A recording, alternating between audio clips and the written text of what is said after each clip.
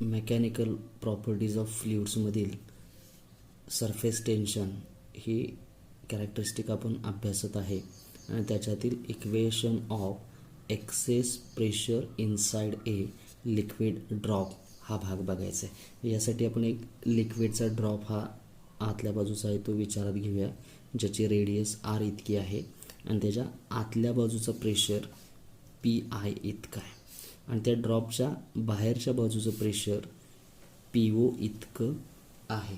आणि नेहमी लिक्विड ड्रॉपच्या आतील म्हणजेच इनसाइड प्रेशर हे आउटसाइड प्रेशरपेक्षा जास्त असतं. म्हणजे आपण असं गृहीत धरूया आहे P I is greater than P O. समजा ह्या ड्रॉपवरती आपण फोर्स एक्झर्ट करून याची रेडियस डेल्टा आरने आपण इन्क्रीज करण्याचा या ठिकाणी प्रयत्न केला आणि तो ड्रॉप असा या नवीन शेपमध्ये आणला. हा आणण्यासाठी ॲप्लाय केलेला फोर्स एफ इतका आहे असं आपण या ठिकाणी गृहीत धरूया आणि वाढलेली त्याची रेडियस आहे म्हणजे न्यू रेडियस होईल ती original plus extension that is R plus delta R इतकी होणार. ओके, नाऊ ह्याच्यावरून आपण काय करूया पहिल्यांदा आता इनिशियल सरफेस एरिया काढूया. Initial surface area of drop ज्याला मी A1 म्हणतो तो किती येईल 4 पाय आर स्क्वेअर येणार आहे, रेडियस स्क्वेअर. याला इक्वेशन आपण 1 म्हणूया. सिमिलरली आपल्याला इथं फायनल सरफेस एरिया कॅल्क्युलेट करायचा आहे नेक्स्ट स्टेपला, that is final surface area. याला मी A2 म्हणतो. हा किती येईल सेम फॉर्म्युला असेल 4 पाय फक्त रेडियस आर स्क्वेअरच्या ऐवजी काय येईल आर प्लस डेल्टा आर येईल, that is R plus delta R bracket square. म्हणजे याच्यावरून A2ची व्हॅल्यू आपण कशी काढणार A2 is equal to 4 pi as it is ब्रॅकेटचं एक्सपान्शन करूया R square plus 2 time R into delta R plus delta R square असं होईल. ह्या नाद गुणूया 4 pi R square plus 8 pi R into delta R plus 4 pi delta R square. याला आपण equation number 2 या ठिकाणी देऊया. That is A2 is equal to आता याच्यातली ही जी टर्म आहे ही आपण निग्लेक्ट करणार आहे कारण delta R is very small आणि त्यामुळे ही स्टेप अशी होईल A2 is equal to 4 pi R square plus 8 pi R into delta R.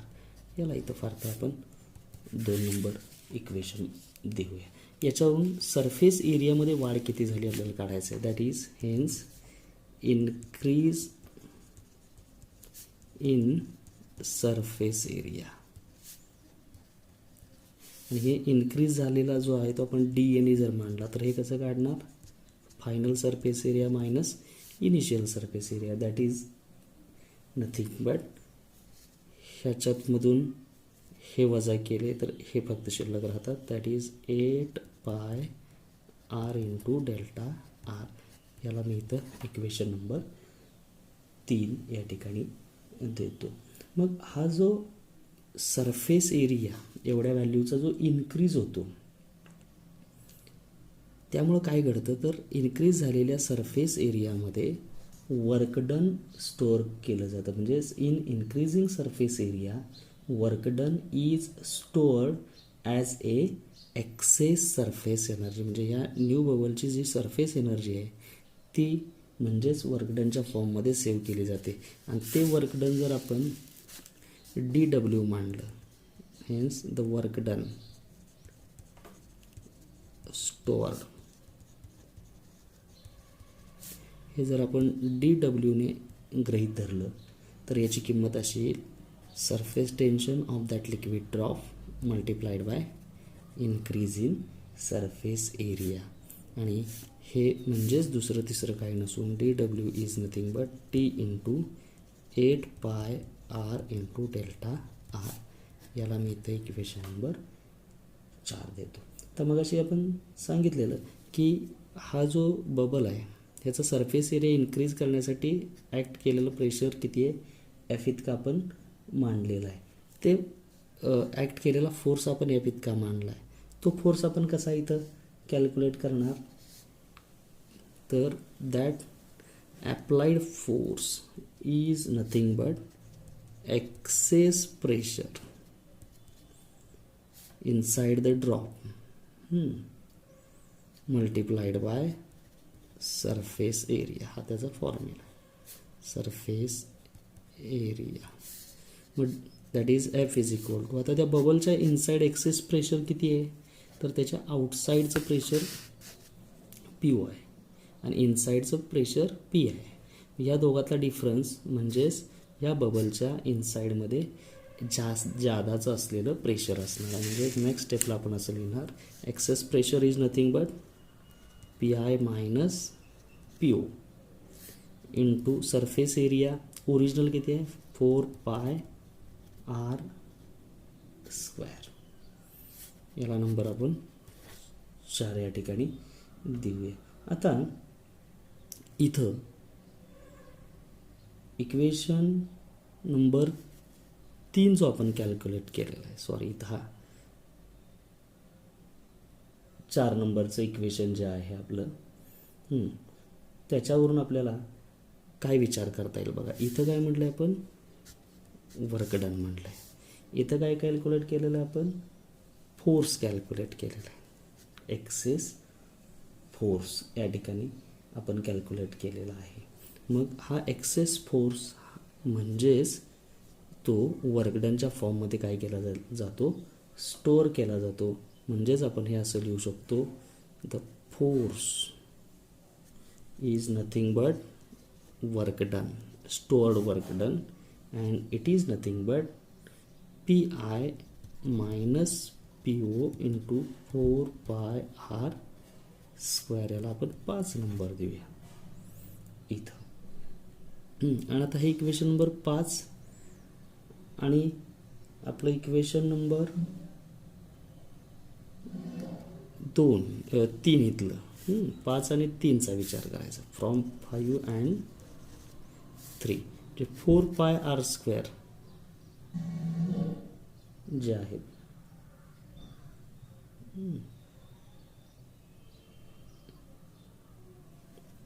ह्याची किंमत आपल्याला पुढं विचारात घ्यायची आहे. 4 पाय आर स्क्वेअरची काय लिहिलं इथं आपण, force is nothing but D W is equal to, हे इक्वेशन लिहिलं, P I minus P one two, बरोबर आहे का. आता एक स्टेप आणखीन येते एक वाढवूया. आणि डी डब्ल्यूची किंमत काय आहे, original T into 8 pi R delta R आहे.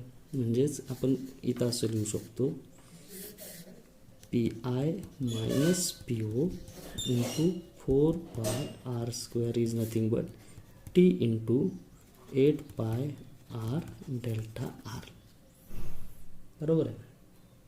मग ह्याच्यावरून आपल्याला काय लिहिता येईल, P I minus P O,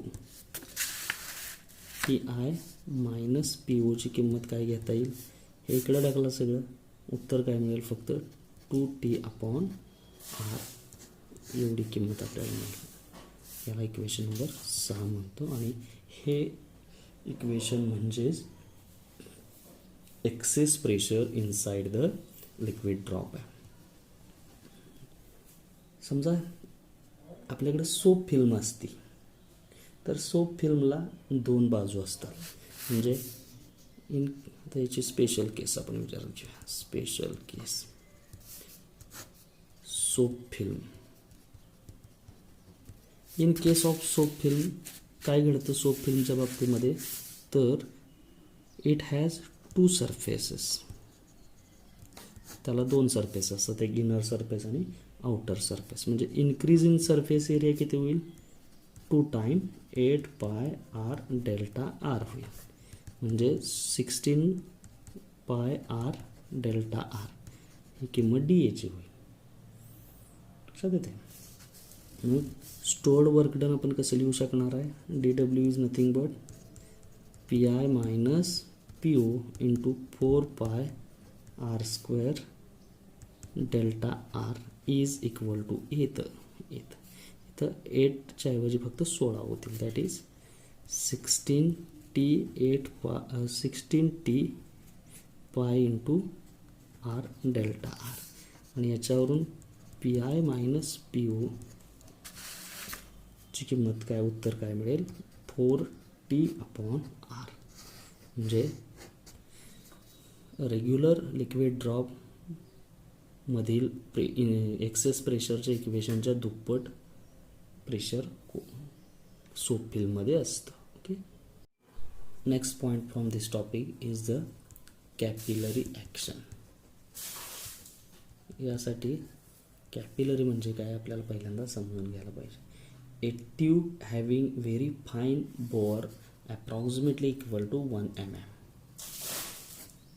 is and opened to both end are known as capillary. म्हणजे ज्या ट्यूबचा डायमीटर 1 mm इतका असतो आणि दोन्ही बाजूला ती ओपन असते, एकदम लहान असते अशी, त्या ट्यूबला कॅपिलरी असं म्हटलं जातं. मग अशी कॅपिलरी जेव्हा पाण्यासारख्या लिक्विडमध्ये डीप केली जाते तेव्हा त्याच्यामधली लिक्विडची लेवल ती जी असते ती इन्क्रीज होते. आणि अशी कॅपिलरी जेव्हा मर्क्युरी सारख्या लिक्विडमध्ये डीप किंवा इन्सर्ट केली जाते तेव्हा त्यावेळेला त्याच्यातल्या लिक्विडची लेवल काय होते, ड्रॉप होत असते. हे त्याच्या कॅरेक्टरिस्टिक्स आहेत.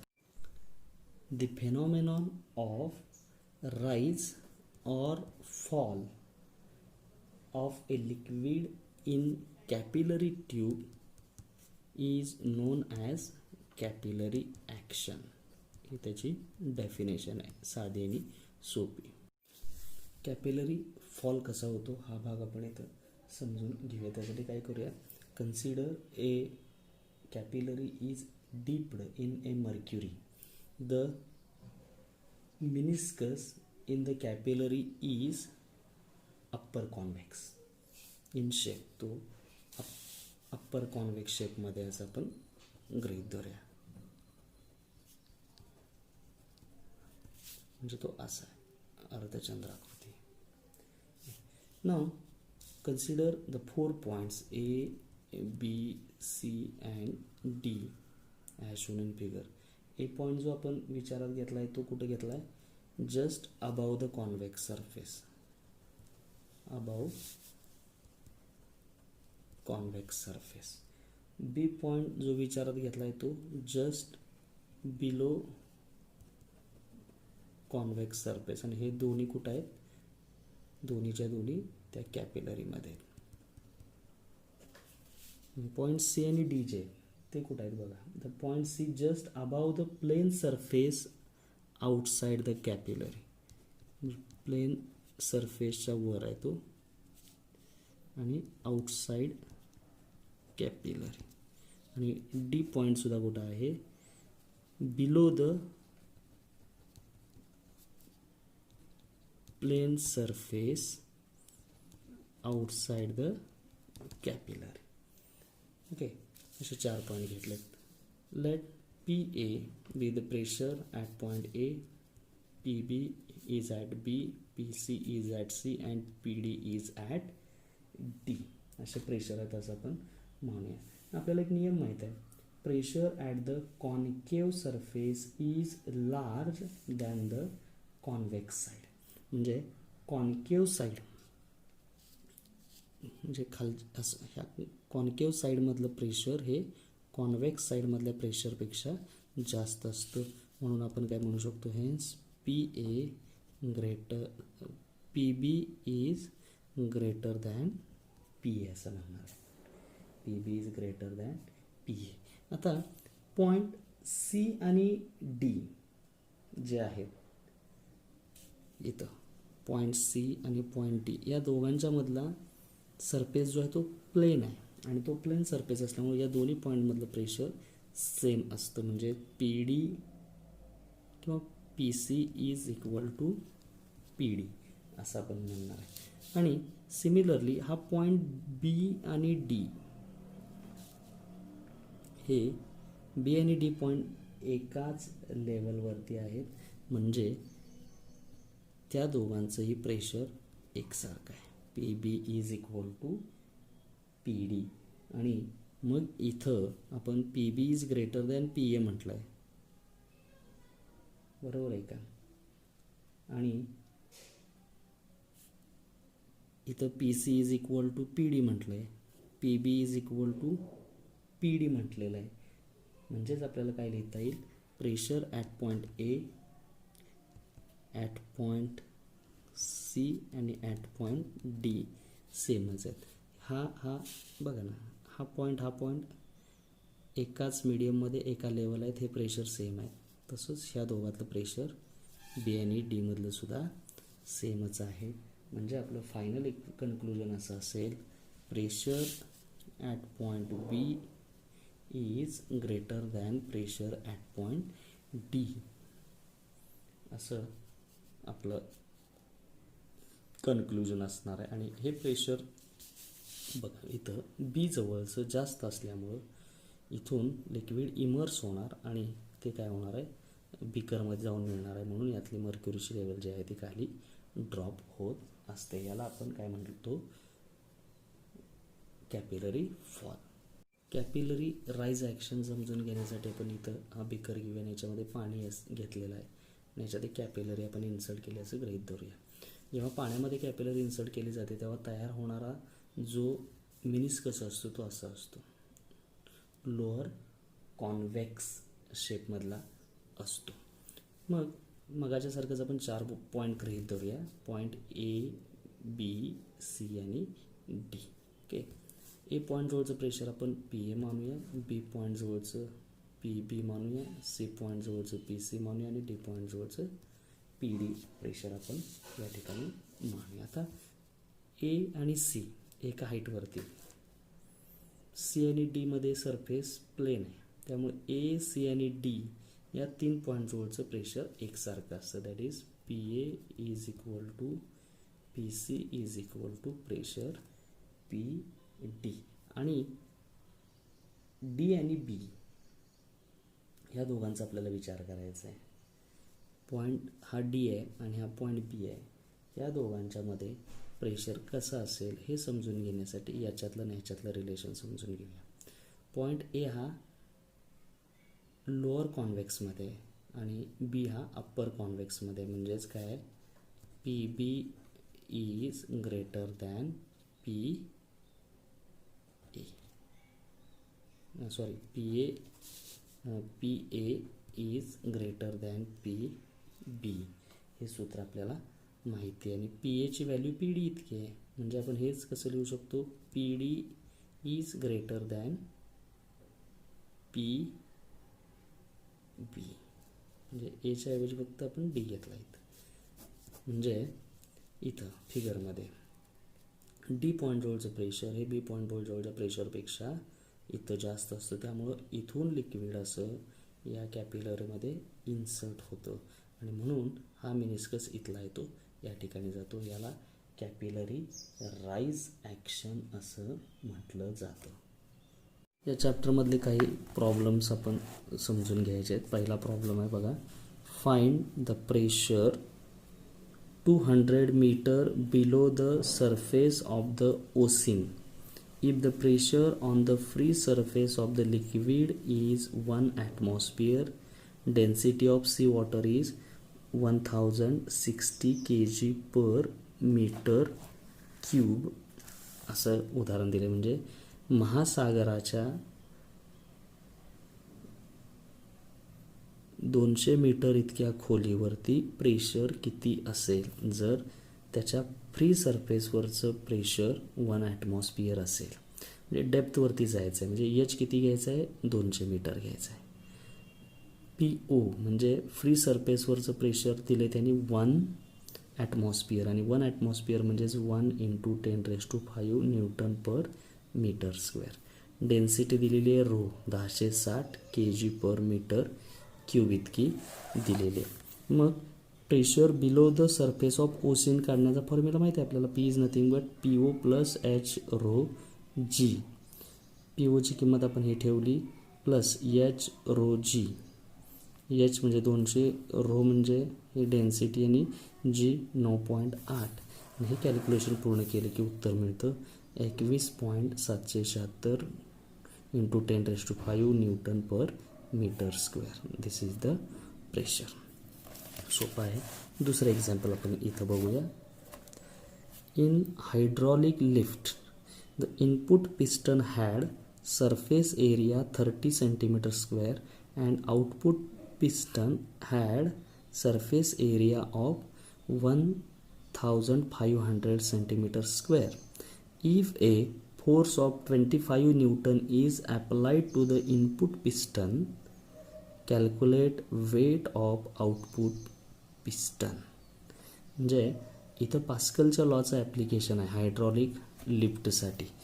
याचं ॲन्सरसुद्धा 2 स्टेपमध्येच मिळतं. कसं काढायचं ते आपण इथं पाहूया. बघा, एरिया ऑफ इनपुट पिस्टन किती दिला आहे 30 centimetre square. Area of output piston 1500 centimetre square. Force on input piston F1 मानला दिला आहे 25 Newton. Force of on output piston शोधायचा आहे तो आपण F2 मानूया. तो F2 मानूया आपण. ओके. मग आपल्याला पास्कलच्या लॉचं प्रिन्सिपल माहीत आहे. From principle of Pascal's law काय ते principle F2 is equal to F1 upon A1 into A2. हे सूत्र आहे. आणि ह्याच्यात फक्त किमती भरल्या की उत्तर येतं 1250. That is force acting on output piston is nothing but weight. आणि ते वेट म्हणजेच किती आलं तुमचं 1250 आलं. ओके. तिसरा problem. Calculate the viscous force acting on a rain drop of diameter 1 mm falling with uniform velocity 2 metre per second through air. The coefficient of viscosity of air is 1.8 गुणिले 10⁻5 newton second per metre square. आता हा जो problem आहे तो स्टोक्सच्या मेथडनी आपल्याला सोडवायचा आहे. दिलेल्या गोष्टी काय काय आहेत. Diameter of rain drop 1 mm आहे म्हणजेच 0.1 cm म्हणजेच 0.001 मीटर. कन्व्हर्जन केलं. Radius of rain drop R ह्याच्या निम्मी असणार म्हणजे ह्याच्या निम्मी होईल 0.0005 metre. Viscosity of rain drop दिलेली आहे. Velocity of rain drop V 2 metre per second. Coefficient of viscosity of air दिलेला आहे. ही व्हॅल्यू आहे त्याची. आणि शोधायचं काय विस्कस फोर्स. यासाठी स्टोक्सचा थेरम वापरायचा. From Stokes theorem F is equal to 6 pi r eta V. याच्यामध्ये या किमती ठेवल्या कॅल्क्युलेशन्स केली उत्तर येतं 3.3912 गुणिले 10⁻7 न्यूटन इतकं. नेक्स्ट प्रॉब्लेम यातला आपल्याला बघायचा आहे.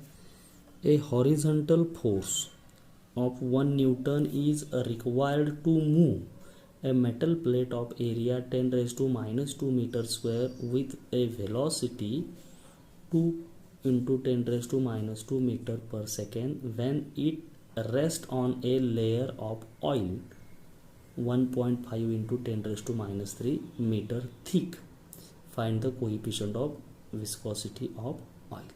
म्हणजे एक ऑइलचा लेयर आहे एवढ्या जाडीचा आणि त्याच्यावरून एक मेटल प्लेट की ज्याचा एरिया इतका आहे ही एवढ्या व्हेलॉसिटीनं मूव्ह करण्यासाठी 1 न्यूटनचा फोर्स लागतो हॉरिझॉन्टल. तर त्याची विस्कॉसिटी कॅल्क्युलेट करा असं त्यांनी सांगितलेलं आहे. हे पण खूप सोपं आहे. इथं न्यूटन्स लॉ ऑफ विस्कॉसिटी वापरायचं आहे. फोर्स किती आहे 1 न्यूटन लागतो. एरिया किती आहे 10⁻² मीटर. वेलॉसिटी किती आहे एवढी आहे. थिकनेस म्हणजे dx किती दिल्या 1.5 गुणिले आणि इटाची किंमत करायची आहे from Newton's law of viscosity F is equal to eta A D V by D X. याच्यावरून इटासाठी फॉर्म्युला तयार करून घेतला. F D X upon A D V. किमती भरल्या, कॅल्क्युलेशन केलं, एवढं उत्तर या ठिकाणी आपल्याला मिळून येतं. ओके, नेक्स्ट प्रॉब्लेम यातला बघायचा आहे, सोपा आहे तो पण. With what terminal velocity will an air bubble 0.5 mm in diameter rise in a liquid of viscosity 0.1 Newton second per meter square and specific gravity 0.9.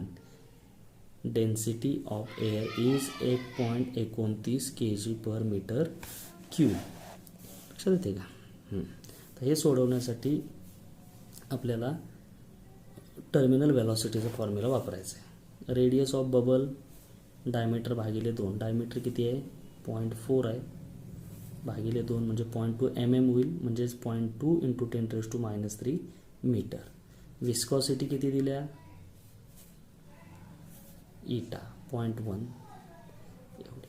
Specific gravity म्हणजे आपण त्याला रो म्हणतो, किती आहे? 0.9 into 10⁻³ kg per metre cube आहे. Density of air किती आहे? एवढी लिहिली. टर्मिनल वेलॉसिटी व्ही पण. टर्मिनल वेलॉसिटीचा फॉर्म्युला इथं आहे, V is equal to 2/9 r² into rho minus sigma into J upon इटा.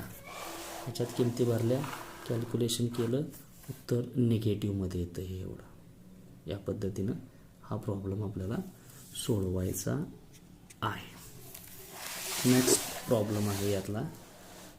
The speed of water is 2 metre per second through a pipe of internal diameter 10 centimetre. What should be the internal diameter of nozzle of pipe if speed of water at nozzle is 4 metre per second. म्हणजे एक pipe दिलेली आहे 10 centimetre diameter असणारी, आणि त्याच्यातून 2 metre per second इतक्या स्पीडनं water move होते. What should be the internal diameter of nozzle of pipe. ज्याला एक नोझल बसवायचा आणि त्याचा डायमीटर किती असेल? जर त्यातून बाहेर पडणाऱ्या पाण्याची वेलॉसिटी एवढी असेल. लक्षात येते का? असा प्रश्न आहे. मग दिलेल्या गोष्टी बघा. पाईपचा डायमीटर 10 सेंटीमीटर, याच्यावरून रेडियस 5 सेंटीमीटर होईल, याच्या निम्मे एवढी मीटरमध्ये येईल. वॉटरची वेलॉसिटी पाईपमधली V1 मांडली आपण, ती 2 आहे. वेलॉसिटी नोझलमधली V2 मांडली, ती 4 आहे. रेडियस ऑफ नोझल R2 मानूया. डायमीटर ऑफ नोझल काय होईल? 2 गुणिले R2. वॉटरच्या कंटिन्युटीचं इक्वेशन माहिती आहे आपल्याला, A1 V1 is equal to A2 V2. मग A1 म्हणजे पाईपचा एरिया कसा काढणार आपण? πr1² इंटू हे V1, तसंच नोझलचा πr2² इंटू V2. पायला पाय जातील, r1² into V1 is equal to r2² into V2. याच्यावरून r2² काय येईल? r1² V1 भागिले V2, आणि याच्यात किमती सबस्टिट्यूट केल्या की r2² ची किंमत इतकी येते, आणि याला 2 न गुणलं की त्याचा डायमीटर एवढा मिळतो आपल्याला. 7.07 गुणिले 10⁻² जे काय असेल ते पुढं. Okay, next problem. With what velocity does water flow out of an orifice in a tank with a gauge pressure 4 × 10⁵ Newton per meter square before the flow starts. Density of water is 1000 kg per meter cube. ऑरिफिक दिलेलं आहे, म्हणजे tank आहे, त्याला एक अशी तोटी आहे. ऑरिफिक म्हणजे तोटी, त्यातून लिक्विड फ्लो होतं आहे. त्याचं टँकचं गेज प्रेशर इतकं आहे, असं दिलं. म्हणजे प्रेशर हे, डेन्सिटी 1000, वेलॉसिटी कॅल्क्युलेट करायची. मग त्याचा फॉर्म्युला आपल्याला माहीत आहे. ऑरिफिक मधल्या लिक्विड वेलॉसिटीचा √of GH × 2 किंवा V = √2GH. बरोबर आहे का. Now we know that pressure is nothing but H rho G, याच्यावरून एच काय येईल पी अपॉन रो जी येईल. ही एचची किंमत इथं ठेवूया आपण. इथं म्हणजे काय होईल V is equal to square root of G into P upon rho G, जीला जी कॅन्सल होईल, रूट पी अपॉन रो व्हेलॉसिटीचा फॉर्म्युला होईल. मग प्रेशरची किंमत आणि डेन्सिटीची किंमत ठेवली, हे सोडवलं तर उत्तर येतं 800 स्क्वेअर रूट ऑफ, आणि याची किंमत 28.28 मीटर पर सेकंड इतकी येत असते. लक्षात येते. नाव याच्यातला पुढचा प्रॉब्लेम बघूया आपण. Calculate the rise of water inside the clean capillary tube of radius 0.1 mm when immersed in water of surface. Water of surface tension 7 × 10⁻² Newton per meter. The angle of contact between water and glass is 0. Density of water is 1000 kg per meter square. जी ची किंमत आहे 9.8. म्हणजे capillary एक घेतलेली आहे, ती पाण्यामध्ये आपण बुडवल्यानंतर त्याच्यामध्ये वॉटर किती हाईटनी आत जाईल ह्याची किंमत काढायची. हाईट रेडियस 0.1 दिला आहे, त्याचं मीटर केलं. सरफेस टेन्शन दिलेलं आहे. थीटा अँगल ऑफ कॉन्टॅक्ट 0 आहे. रोची किंमत 10⁻³ kg मीटर (3). जी इथं दिला आहे. एच शोधायचा. एच शोधण्याचा हा फॉर्म्युला आहे 2t cos θ r रो जी अपॉन r रो जी. याच्यात किमती ठेवल्या, सोडवलं, उत्तर आपल्याला एवढा मिळतं. एवढा सोपा भाग यामध्ये आहे. नेक्स्ट प्रॉब्लेम आहे. An air bubble of radius 0.2 mm is situated just below the water surface. Calculate the gauge pressure. ST of water is 7.2 10⁻². जे रेडियस दिला आहे कोणाचा, एअर बबलचा, 0.2 mm आहे, म्हणजे 2 × 10⁻⁴ मीटर झाला. सरफेस टेन्शन एवढं आहे 7.2 × 10⁻², आणि प्रेशर शोधायचं आहे. हे प्रेशर शोधण्याचा formula P is equal to 2T upon R आहे. याच्यात किमती ठेवल्या, सोडवलं तर उत्तर 720 इतकं आपल्याला मिळून जातं. अशा पद्धतीनं या चॅप्टरमधले काही महत्त्वाचे प्रॉब्लेम्स जे आहेत ते आपण डिस्कस या ठिकाणी केलेले आहेत.